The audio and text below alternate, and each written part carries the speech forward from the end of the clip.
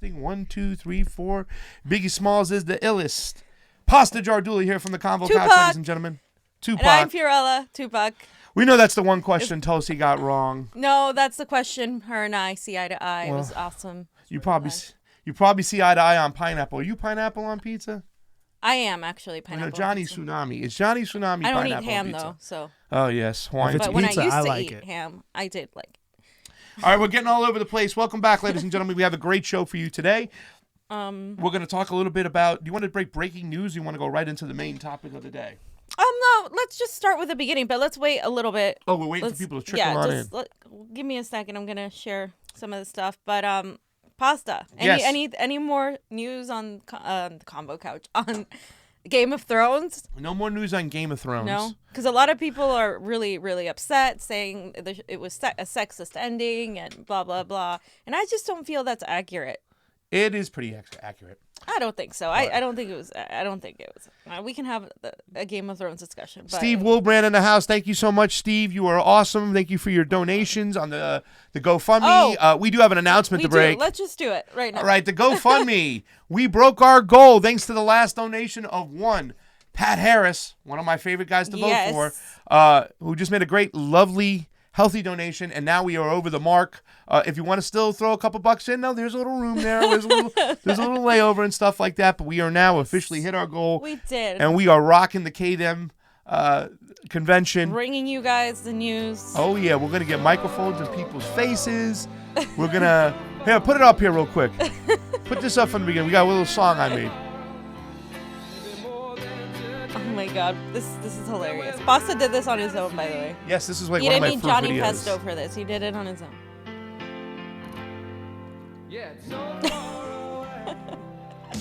You are so ridiculous. Yeah, baby. You are literally ridiculous. Tell me when you're going to make that donation, everybody. Tell me cuando. That's another one you should have done. I want to thank Howard Gold, too, as well. It was a great donation. Yes. Nancy Kaufman. Is it Hoffman or Kaufman? Kaufman. I'm Nancy Kaufman, like Abby Hoffman. Yes, love him. Steve, Rocky Bellinger, Jason Small, Pat Harris, Michael S. from the Revo Keith Revolution. Anthony Sikora, thank you so much. Love you, Keith Anthony. I know I should probably pull it up. There's a bunch of people. I hope we didn't miss you. Thank you so much. We love you, all those great people who left a few bucks. And we're going to have some great gifts we're going to send out for you as well from the CONVO couch. Exactly. So let's get to business, fam. Let's talk. Is it ready? Yeah. All right. So despite Americans hungry for real policy from this Democratic Party. That's all we want. The Democrats won't stop with this obsession for impeachment. Okay? And why? Why? I ask why. And, fam, we talked about this too. I said there's a lot of things I love about Rashida Tlaib. The one thing I can't stand is her push for impeachment because I feel it's an empty promise. The Republicans control the Senate, and even if it gets through the House, it's pretty much dead on arrival for the Senate. So just yesterday, Nancy Pelosi, she held off these aggressive Democrats who are dead set on impeaching Donald Trump. You can see right over here, it says Pelosi clashes with the Dems in a closed-door debate. And another one from The Point by Chris Kaliza said, how long can Nancy Pelosi hold off these Democrats on impeachment? Okay. And things really got intensified the other day when Trump's ex-White House, his counsel, refused to show up in Congress the other day. Like, he refused to show up. They're almost daring now the Democrats to impeach them. Okay? Yeah. And, we put up over here when Clinton got impeached, his approval ratings shot through the roof. Exactly. They were going up. They were already trending as they were preparing to impeach him, as they were persecuting him for what he had done. And even regardless, he even said, I had no sexual relationships with that woman. Remember? I did not have sexual relations with that woman. Now, he was guilty of it, and it says, in wake of the House of Representatives' approval of the two articles of impeachment, Bill Clinton's approval ratings has jumped 10 points to 73% in the last Gallup poll. So pretty much, fam, they impeached him. He was guilty. He lied and said he had no sexual relations with that woman. Then she produced the cloth that had all the sticky stuff on it, ran his DNA. They caught him red-handed. He had to admit he was wrong. The whole thing is just disgusting. It was. I mean, it's a lot more disgusting. It just painted her in a horrible way, and I think still people have to pay for that, right? People vilified her. Yeah.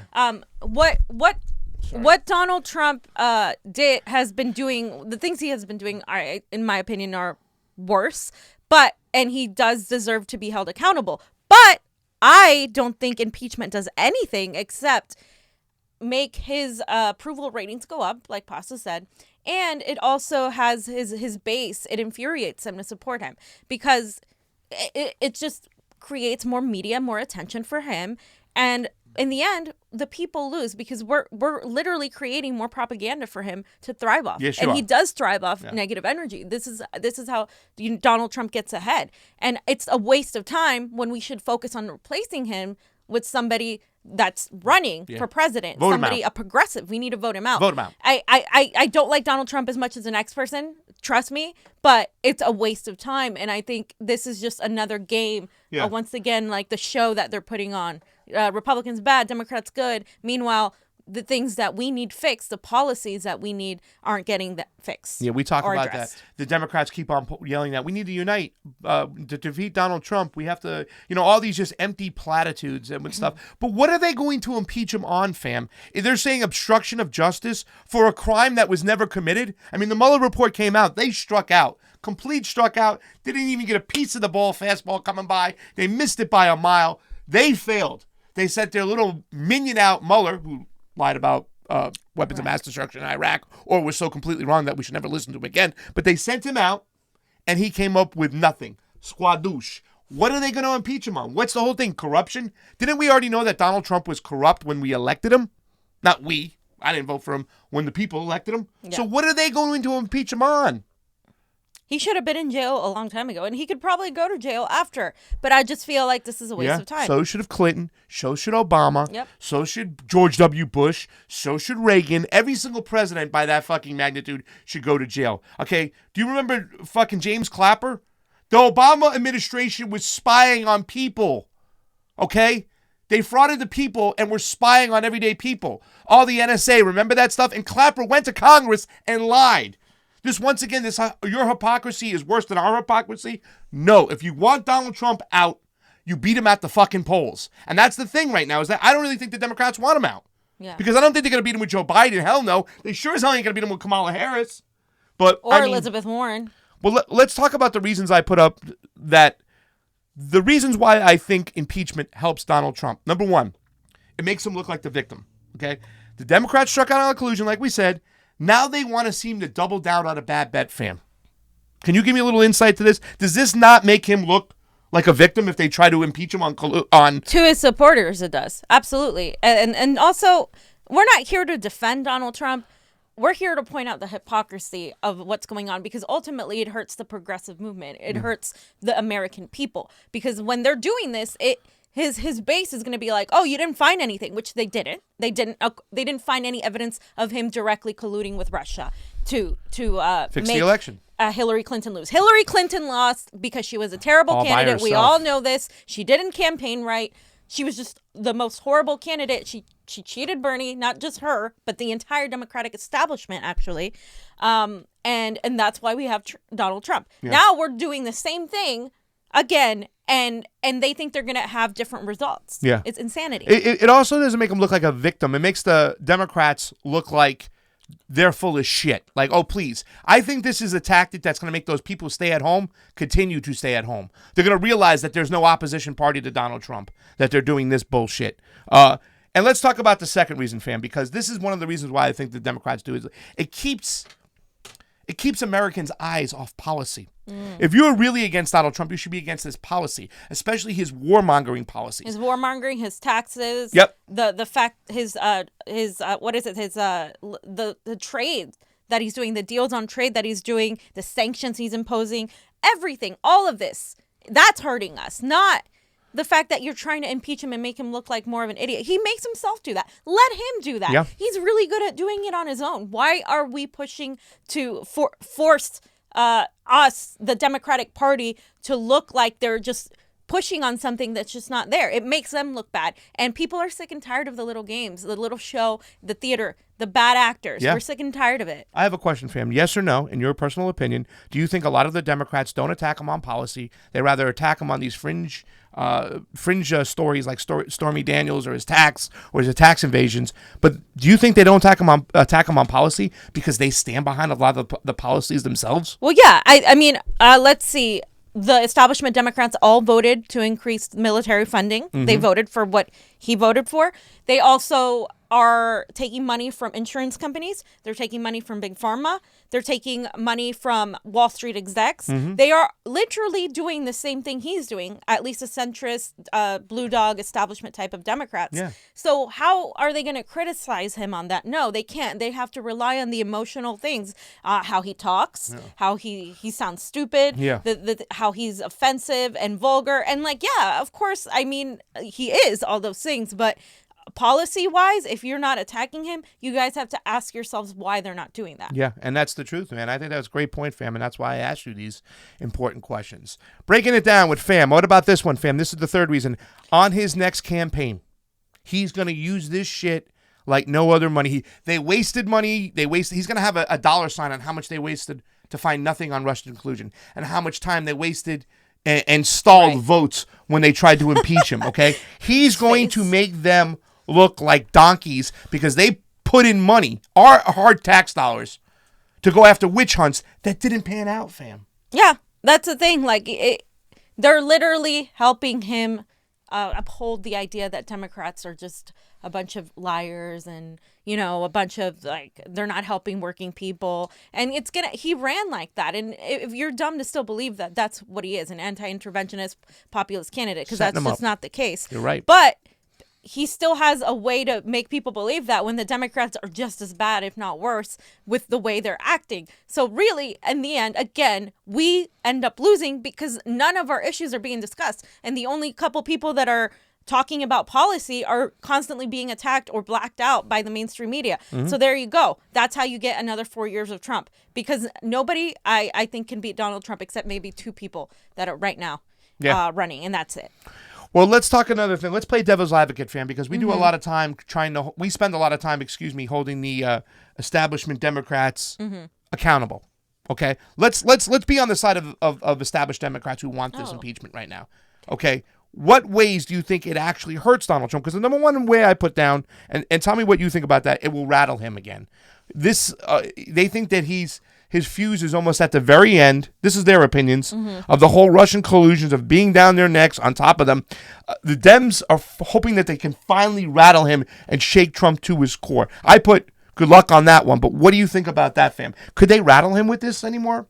I mean, I don't really think. I think he takes that and that makes it look like, oh, look at the Democrats trying to push fake news and blah, blah, blah. The Mueller report showed nothing. Like, I just think it's not going to rattle him necessarily because he has his base that supports him and is like, no, you're right. And he has the evidence on his side, unfortunately. Yeah. So you're literally empowering him. Yeah. There's no way this is really actually making him look lesser in the eyes of the supporters. The people who don't like him already aren't going to support him. Yeah. But a lot of people hate Democrats more than they hate Donald Trump. And that's the truth that I think a lot of even progressives aren't understanding here.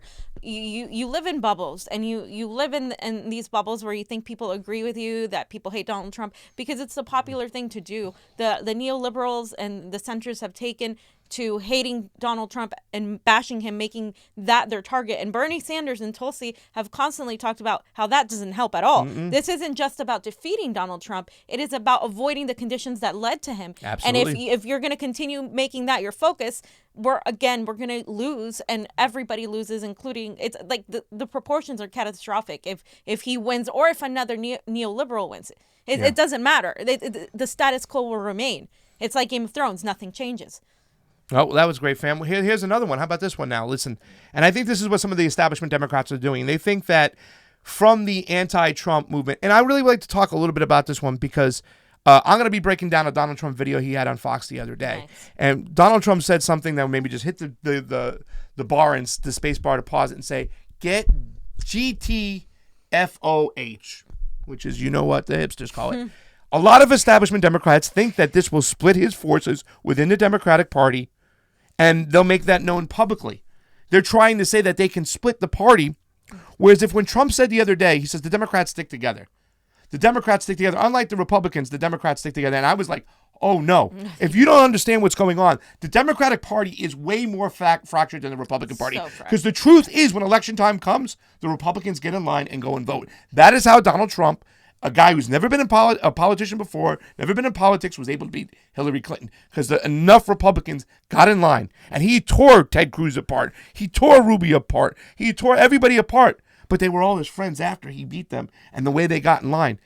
And you will see the Democratic Party, how split it is, when you see what we come back with from the convention. Because you're going to see progressives on one side and establishment people who think that the same practices are okay on the other side. And Adam Schiff that we just put up there, once again, he just put out a tweet going after Donald Trump. They never care about policies or making the middle class grow or helping working men. All they want to do is attack Donald Trump because they got nothing else. Do you think it's a possibility that they can split forces within the Republican Party, fam, if they impeach him? No. Is it possible? No, Why not?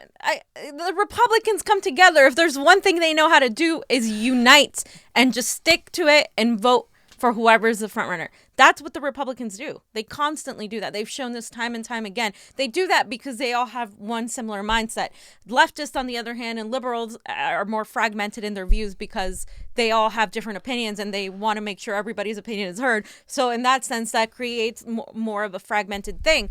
But let's talk about the fact that the centrist and the neoliberals and the neocons have a lot more in common than they do with progressives and independents and people who are maybe some libertarians who don't want, the government involved, who don't want us to go to war. Like, I think we need to start thinking less as a right or a left, black and white. Things are never like that. It's never that simple. Yeah. Things are always in the gray areas. We saw that in Game of Thrones, and I think I keep referencing it because a lot of people were upset that some of these characters weren't all good or all bad. They don't realize that's how people are. That's how humans are. That's how our politics is. It's never clear what is the right or wrong thing. And we need to stop thinking about just choosing one side or the other. I think that what you said there was so awesome. Johnny found the video the other day. We put it up on my Twitter. My Twitter. We tweeted it. And Johnny put this up, and I had to do this and stuff. And it was at the United Nations press conference. There was somebody from Code Pink there. And it was just so beautiful. And Johnny said, Pasta, you got to watch this. Because he said plain and simple, the divide is not between Republicans and Democrats. Democrats. That's a good one. No, it's the one below that, right? The second one right there. Can you watch this? Johnny, this is beautiful. In Congress, but I'm not sure, knowing this country for a long time. Check this out. That even in Congress, the division regarding Venezuela is not between Democrats and Republicans. My experience tells me that the division is between pro-war and pro-peace. And you can find pro-peace people in all places. And we want to work with pro-peace people. I know soldiers, former CIA agents, former veterans. I mean, people that lead all their lives working with wars and with violence, and they don't agree with what's going on now. And on the contrary, I know people who never had touched a weapon, and they are so eager to go and kill Venezuelans. Boom, fam. It's not about Republicans and Democrats. It's about pro-war and pro-peace. And that's why people get clouded with this whole Republican and Democrat thing. The reason why we show up to a lot of Democratic stuff, Democratic Party things, is because there's progressives trying to interject themselves into the party and take over and change it. And we believe, I know he always says that change starts from the bottom to the top, but we've been working our way from the bottom, and we're here. So once he gets on the top, it's like the Matrix. Yeah. We start infecting the whole party. Everybody gets exposed. Everybody gets thrown out. We go on a tour to get grassroots candidates in the positions of the establishment Democrats that are holding those seats, and we really reform the party. And here's the thing. We can't let up like we did last time with FDR. No. Okay? The Wallace thing was a shame. Truman should have never been president. Wallace should. And Wallace was further left than FDR. So we can't let up this time if we get that opportunity. So, I mean, just saying what you said, fam, I had to play that. And it's really nice to play one of my tweets because usually you're the star of Twitter. But to play an awesome Twitter, thank you, Johnny Tsunami, who got me that thing, which is so true. It's great. It's really not about a Republican and Democrat anymore, fam. It's about pro-war, pro-peace, and pro-policy and negative policy. Absolutely, fam. Okay. We want to thank everybody who's watching. If you're on the MCSC network, go over to our Convo Couch YouTubes. We have a Twitter, an Instagram, a Facebook. Oh man, that was bad. What was that? That was a fake Donald Trump. Go on over, like, help, subscribe, share. Thank you so much, everybody who's watching. I gotta admit, it is kind of fun to like rag on him. And fam, we got to let the people know they got to relax. Yeah. Nico talked a little bit about this right now, and I kind of put this up. Fam got me on this, and Fam put this up a couple shows ago. Don't be skewed. Don't be fooled to think that these polls and what they're showing is accurate. It's as inaccurate as hell. They are skewing these polls from the get-go, fam. So we looked at the Data for Progress, who put this report up on the Rasmussen poll. It's called Biden's support among Democrats may be exaggerated, fam. And what they're doing a lot of tactics. The first thing they're doing is a lot of these polls is that 1/3 of the people that they poll in these polls say they're undecided right now.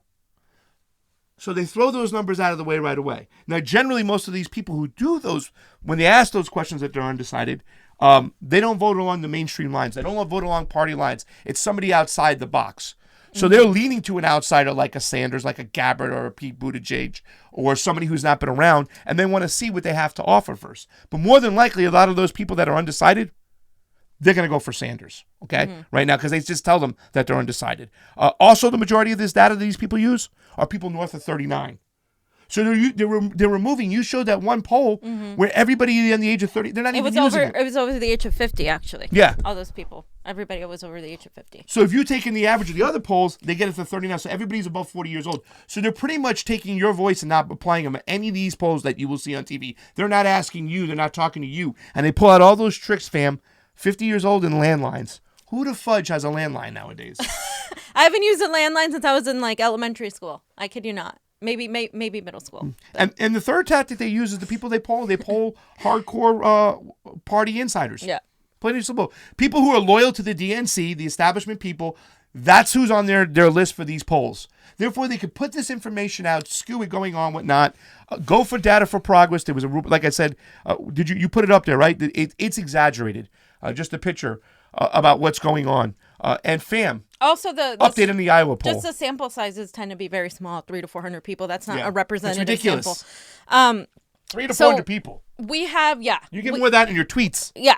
We have Your twits. We have an Iowa poll update, though, which is really interesting. The Iowa polls tend to be a little bit more accurate because Iowa's just hardcore relying on that. So the Iowa poll shows Biden's lead against Bernie has shrunk to 0, that they're tied. I don't even think that's accurate. I honestly think Bernie is actually the front runner. But this is what it shows, and this was a little bit more accurate when I looked at the data. But I just wanted to kind of tell you guys a little bit about it. You got to always check the data when you look at these polls, right, fam? Yeah, 615 likely Democratic caucus goers, because Iowa has a caucus, so it's a little different than a regular primary. And they conducted it from May 15th to May 19th and found that both Biden and Sanders were earning 24% among the Democratic candidates. This is important, the Democratic candidates, because people who are going to vote for Sanders aren't all going to be Democrats. Yep. They're just not. And so the poll's margin of error is plus minus 3.9%, which isn't terrible. Some of the other ones we've seen has been like north of 5, which is a lot worse. And then so we have some data here from Joe Biden's rallies that, you know, they're acting like he's getting all these people lined up, et cetera, et cetera. Dude, there was 46 people out there the other day. Exactly. So we have 100, 250 to 300, 400. This is the people at the rallies? Yeah. Oh, my Lord. 250 and 150. Bernie Sanders is drawing thousands. In fact, I saw on one of my friends' posts that they got information from the campaign that they had to get another venue for one of his rallies because they were north of like the max capacity. And we actually, these polls aren't even showing Tulsi because they're only sampling Democrats. Tulsi has a lot of independent and Republican and whatever support. I want to talk about that real quick. And I think that's not being accounted for. If you guys remember, that happened to Bernie too in 2016. Tulsi is like the Bernie now, not necessarily in policy or everything exactly, but I'm saying like she's a new kid on the block. She's the one that's getting targeted. That's getting like a lot of like the hardcore leftists, like anti-establishment people really excited, and she's really, really being bold with her stance on anti-war and anti-imperialism because the military-industrial complex is so strong that even Bernie Sanders has trouble ever even saying anything about them too much. Like he's careful. He says it, but he's a little bit more nuanced. Whereas Tulsi is like, nope, we're not doing this. Nope. Syria, what happened in Syria isn't so black and white. What's happening here isn't black and white. There's just a lot of things, and that's why she's getting a lot of flack. But actually, if you do the research, you'll see that she's right. And I also trust her judgment because she is a veteran. She's been out there. She's seen the repercussions of war on her friends, on her comrades, on her colleagues, and on herself. And I think, I trust that as well. Well, let me just say this much right here with the Joe Biden thing. I added that up all together. That's about 1,250 people total. Bernie, yes. At these. That's 1,250 is half the average of what people who show up 2 hours earlier to a Bernie rally for. Literally, there's people here. Listen, there were over 1,300 people in the California rally 2 hours early, 2 hours before Bernie Sanders got there. 15,000 to 20,000. Like people they never across settled. the street on the road In LA. Yes, There was more in San Francisco. I think San Francisco had the highest, and then San Diego had around 8 to 10,000 people. I mean, you're really telling me that that's not going to translate? Let's be real here. Like, that's the reality. I talk to a lot of people, and I have yet to meet someone that says, yeah, Joe Biden, he's awesome. He's my first choice. Especially people under 50. There's just There's nobody there, unless you got a landline. And I want to talk a little bit more about Biden. But before we get to the end stuff for Tulsi, I have a question, which is a follow-up to this part. But while we're still on rag on Joe Biden time, which is, and I don't even say it's rag on Joe Biden. Exposing. Educate people on Joe Biden. Educating people on Joe Biden, because that's what the guy told me in the Real News video. That's what I put up on my post, which I got a lot of feedback on. And you know what? It's working. People are getting educated. There's a reason why he's dropping in the polls. And once again, we can't waste our time. If you remember 2015, when we were battling with Hillary, we were kind of a little bit lackadaisical until it got to halfway through that primary, and then it was the gloves are off. We're a month before the first debate. The gloves have been off, and they're going to continue to stay off. Fam, tell the difference between Joe Biden and Bernie Sanders as pertaining to Bernie Sanders in 1963 and Joe in 1975. Yeah, so a lot of people like to say that Joe Biden and Bernie are similar. They're the same age, and the other two white men, and that's pretty much where it ends, because Bernie Sanders in 1963 was arrested protesting segregation. There's that famous picture that a lot of us have had on our profile. And in 1975, Joe Biden was making a passionate speech defending segregation. And this actually came out recently. Like, it kind of got highlighted again. And you can find it, I think, the audio, if you do a little bit of a Google search. But that is actually accurate. He was defending segregation. Yep. And nobody likes to bring that up, right? But people like to paint Bernie as a sexist, racist that doesn't care about women's issues. And that's just not the case. So let's go on to the next one. But let me just say this much, too. If you in the 1975 speech, I saw a little bit of it. If you go to the Real News, Joe Biden, the credit card candidate, it will show some of that speech back in 1975 of him pandering to people. Go ahead, fam. Sorry. And then Bernie is marching in protest in support of Roe v. Wade to protect Roe v. Wade in 1981. That same year, Biden was voting to allow states to overturn Roe v. Wade. And it's really interesting, the dichotomy here. Biden is pretty much a Republican, in case you haven't seen. And so this is some of what they said in quotes. Bernie said, "It strikes me as incredible that politicians think that they have the right to tell a woman what she can or cannot do with her body." And Biden said, "I don't think that a woman has the sole right to say what should happen to her body," which doesn't make any sense, Joe. It's my body, my choice. That's all. It makes sense to Republicans. Oh, it makes but sense wait, to Republicans. I'm sorry. Republicans Bernie get that blame. Bernie isn't a Democrat. No, he's not. So Joe's a Democrat? Oh, okay. So we should vote for Joe because he's a real Democrat. That is what your real Democrat did historically. And look, by the way, none of the mainstream media has talked about the fact that Bernie went to a march for women's rights in Birmingham against what's happening in Alabama, and he was standing with women and marching with women. Was Joe doing that? No, Joe didn't do any of that. All he's saying is, I support women. I want to make this country regain the soul of this country. But he's not really walking the walk. And you always have to look at that. And I don't even know why we're saying this, because nobody likes Joe Biden. Yeah. But I mean, I see some people on Facebook and centrist older people that are like, well, I like Joe. He's polite. If you're really going to base your decisions on whether someone's polite or not, I guess we do deserve 4 more years of Trump because that's just not. We want a president, not a fucking role model, really, to tell you the truth. Get the fuck out of there with that shit. And you know what? We're going to keep regurgitating this shit because if Joe Biden is around by turkey time, Thanksgiving, then you have all the ammunition you need to speak to your elders, your aunts, your uncles who just don't get it, who think that Joe Biden is a viable candidate. You got all the information. He shouldn't be around by Thanksgiving. But if you have a dinner, you're going out with your family, whatnot, and people are talking about Joe Biden, drop the knowledge. Drop the facts. I'm going to drop it. Joe Biden just surfaced. I sent to Johnny the other day. This son of a bitch was out there bragging that he wrote the crime bill and said he wanted a 40-foot fence for 700 fucking miles. Johnny, isn't that the same thing as a wall? Can we pull it up? We'll give you a minute, but it's on my Twitter. The fence one? Yeah, the one with Symone Sanders, who, by the way, in case you guys forgot, that Symone Sanders worked for Bernie Sanders in 2016. And I was around then, and a lot of my friends were telling me she's a mole, and she turned out she was a mole. The campaign's position that the crime bill did contribute to mass incarceration. Victor, I think the vice president, his comments speak for themselves. What is very clear is his comment was that it does not contribute to mass incarceration. The former president who signed it said it did. Look, Victor, if we play the whole clip, what he also said was that the majority of folks that are incarcerated were incarcerated at the state level. And there's a reason for that. Let me put up the Truth in Sentencing incentives here. And I mean, there is a reason for that. But there's a reason. Let me put it up. Let me put it up on the screen, guys. The Truth in Sentencing section of the 1994 crime bill. This is page 21. It incentivized. It offered billions of dollars to build new correctional facilities if states would increase the percentage of convicted violent offenders, increase the average prison time, increase the percentage of the sentence was there. Did this bill not incentivize putting more people in jail and keeping them there longer?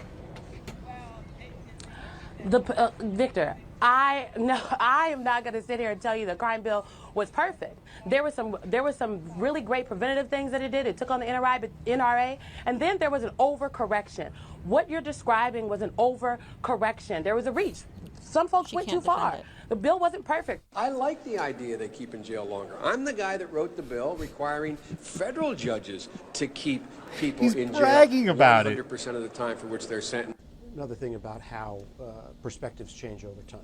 Bobby Rush, member of Congress, said the other day, I'm ashamed that I voted for the 94 crime bill. You ashamed of that bill? Not at all. In fact, I drafted the bill, as you remember. I know that. We must take back the streets. It doesn't matter whether or not the person that is accosting your son or daughter or my son or daughter, fucking lawmaker here for you, ladies and gentlemen. Your husband, my mother, your parents. It doesn't matter whether or not they were deprived as a youth. That's disgusting because it absolutely does matter. That's someone that doesn't have empathy. That has the privilege to say that is on his high horse, acting like he didn't give his children. And look at his children, his daughter, what the things she was doing. It's a little bit ridiculous coming from someone like that, and it's completely an attack against people of color, which is why it irks me when I see people of color defending him. They have no reason to defend him, none whatsoever. Same with Kamala Harris when it comes to jailing people of color, and it's ridiculous. And one of the things that I think is blatant is you can't deny the fact that he wrote the crime bill and the consequences. She couldn't even answer the question. You could tell. Tapped she on, just tapped couldn't answer do on it. Yeah. She couldn't do it. I want to say special thanks out to Rachel Mary Wynn, Jim Lockett, SFX over on the Convo Couch YouTubes. Rachel Mary Wynn, thank you so much. Paul BSO Gaming just said, in my opinion, I think Trump should be impeached ASAP. Every moment he remains in office is a moment our Earth suffers because he denies climate change. Very true. But he also followed up with Biden is horrible. So I guess he's on the thinking he denies climate change, but then we have Elizabeth Warren trying to make militarism green, which is going to destroy our climate anyway. So yeah, let's bring biodegradable missiles as we bomb the Earth. I think it's a little ridiculous to ignore the fact that Democrats are just as guilty of destroying the planet as Republicans are. And I think if we focus only on Donald Trump, again, we're not really solving the cut Like we have a wound and it's in the artery and we're just kind of putting little band-aids around it. The person's going to die. We're going to die anyway. So we need to actually address the main issue. Yeah, and Obama was the fracker in chief. Let's not forget it. And that's Obama. Biden. Obama's way better than Biden as far as I'm concerned. But once again, I wouldn't even digress to Obama. It's time to take a stance. We have to change the system. Listen, the Republicans did what they did on the right. It's time for us to do what we have to do on the left. We have to have the tsunami of votes come through, you know what I'm saying, from two candidates in particular, because once one candidate drops out, they can hand their delegates right over to the other person, just like before. Yeah, we're going to continue to talk about that. Let's rag on Nancy Pelosi first real quick. Oh, yeah. And I don't want to miss a chance to rag on Nancy. Real quick, though. The Green New Deal, denying the Green New Deal, which is what a lot of these Democrats are, denying the Offshore Act, which is what a lot of Democrats are doing, is literally standing against climate change, even if they're like, oh, I support climate change, I believe in it. And supporting the military is also standing against climate change. So they may tell you they support climate change and they want to address it, but their actions are equal to what the Republicans are doing. The Republicans are just saying, oh, yeah, we don't believe in it. And that's the only difference. Yeah. So Nancy Pelosi, in my public life, I have seen leaders who understood that their duty was not to do what was easy,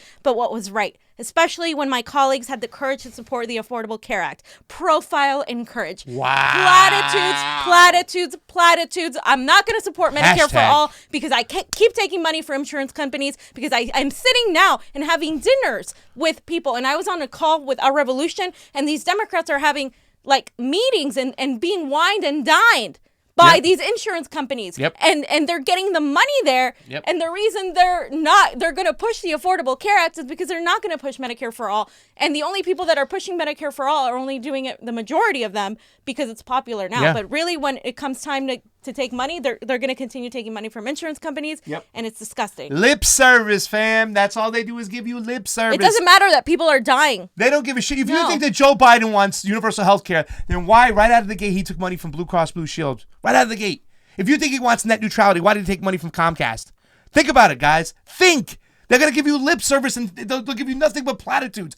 Nancy Pelosi is worth $100 million made while she was in office as an elected official. FDR said it clearly. The only way you get rich in politics is to be corrupt. And that's the leader, the head of the DNC. Nancy, I'll see you at the convention. We have questions for you. Fam, let's get to Tulsi. Yeah, so you guys all know, if you guys remember in 2016, she is bae. Yeah. We saw Bernie Sanders being smeared, blacked out, and the same thing is happening again towards him, but more so with Tulsi, who again has been attacking the military-industrial complex.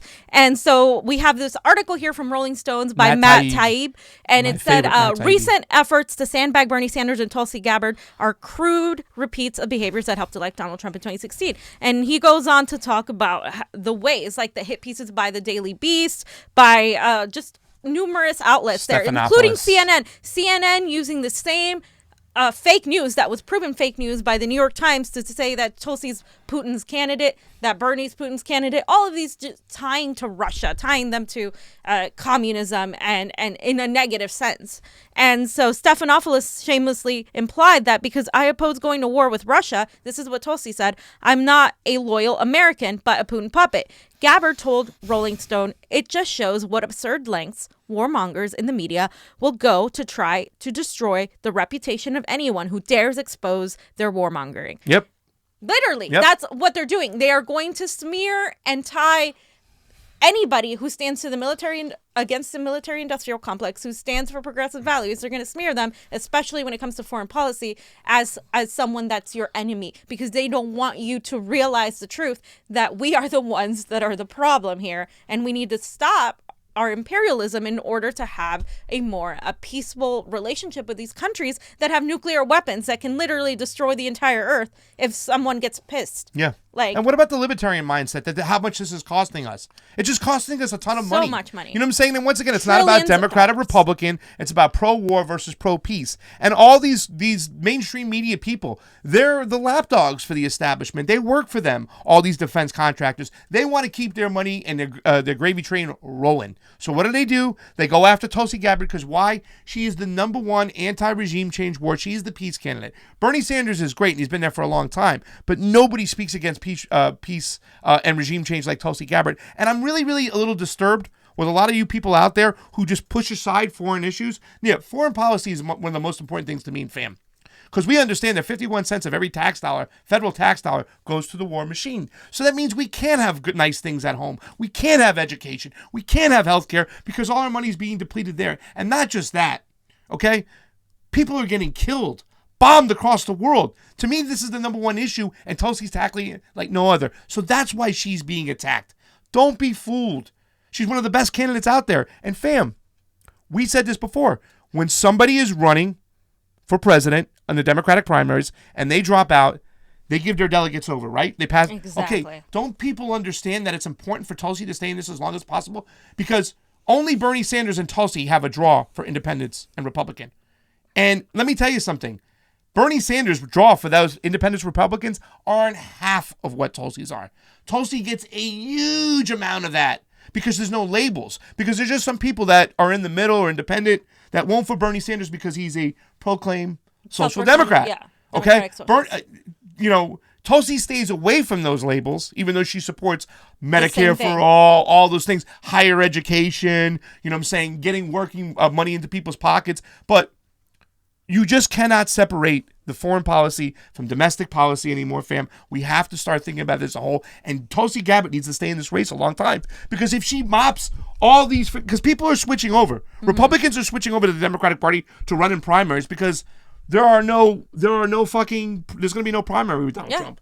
No. So, there's a lot of people who are going to be mischievous out there and try to vote against these establishment Democrats. They're going to vote for a Sanders or a Gabbard like they did in West Virginia in 2016. So we need Tulsi to stay in this. We need more progressive voices. And we need her to grab those independents and then pass them on if she bows out or if Bernie bows out and passes them on to her. And for the record, Tulsi did have her issues and she addressed them. But here's the thing. They are highlighting her. They're not even talking. Think of what Biden has done. What Kamala Harris has done, and you don't even hear about that. And also to the progressives like the Anna Kasparians and the YouTubers out there that are always uplifting Warren above Tulsi and saying Warren is equivalent to Sanders. Stop. Ridiculous. It's ridiculous. It doesn't make sense. It's not accurate. It's just not factual. Elizabeth Warren had a great education plan, but that's about it. I mean, even the things she did weren't ever brave like what Bernie Sanders did, and now she's pushing for war, and to me that disqualifies her entirely. When you're pushing for regime change war while simultaneously promoting yourself as a progressive candidate, it just doesn't fly, because you can't do that. Like he said, you can't separate the two. It is one and the same. Everything affects everything. It's all connected. And when you're gonna be talking about dropping green bombs, it's a little ridiculous, and you're done in my book. And I was willing to have Warren as a third, but now she's pretty much dropped to the bottom fifth of my list, because I honestly think that someone like even Mike Gravel is awesome on anti-imperialism, and I know he's really old, and I know a lot of his campaign was built around now him being a serious candidate. But hell, I will donate to that man, because he has been on point as far as regime change wars, as far as the economic policies. He's been in there forever, and I think people pushing Warren as this equivalent to Bernie is ridiculous. All the things she's not doing. Yeah. She's virtue signaling, try to mop up some extra votes that some other people can't get, and they're ignoring Tulsi. There was an article today posted by Brianne Joy Gray, who is the Savage. She's awesome, and she's working for the Bernie camp, but she was just quoting something that said, the only two people not taking money are Elizabeth Warren and Bernie Sanders. And the article completely ignored the fact that Tulsi Gabbard isn't taking money. Not only is she not taking money, she's not going to take money, period. And Elizabeth Warren is only going to not take money in the primary. She said it herself. I don't trust that. I'm sorry. I don't trust that. Either you have these moral convictions to not rely on these people because you rely on the people's support instead of the elites, or you don't. It's wishy-washy. And again, we don't need that. And if Bernie, we didn't get to discuss Bernie's BP choice, but we'll save that. We'll do it another time. We got another show coming up on Thursday. I will not be here. It will just be Fam, Fiorella, and Nico House this Thursday on the Primetime Progressive Show. I have to work. We had to switch up our schedules so we can do the KDEM convention. So I will not be here. And I want to just get a special thanks. We have 20 people watching over on our YouTube. We've been starting to grow that. We can remember when we had 3 people watching. So thank you very much. And for those of you who are on the MCSC network, please come on over to our Convo Couch YouTube. That's what Nico would want. Oh, we got 21. It just keeps growing. Share, subscribe, all that good hit stuff. the little bell. We have a Twitter and Instagram. We do. Fam's Twitter handle. You'll be able to find out all the information. Fiorella_IM. 23 watching right now as we are getting ready to go off. We love you. We do have a Patreon. All that information is listed down below. And if you want to go onto our GoFundMe, we've already hit our goal. But if you want to pad in the stats, give us a little extra bucks because San Francisco is pricey. Ridiculous. You can do that. But thank you all who donated. We love you. For Pasta Jardula. And Fiorella. Convo out. Bye-bye. Bye. And Johnny Tsunami. Oh, yeah. Johnny Pesto. Bye, Pesto.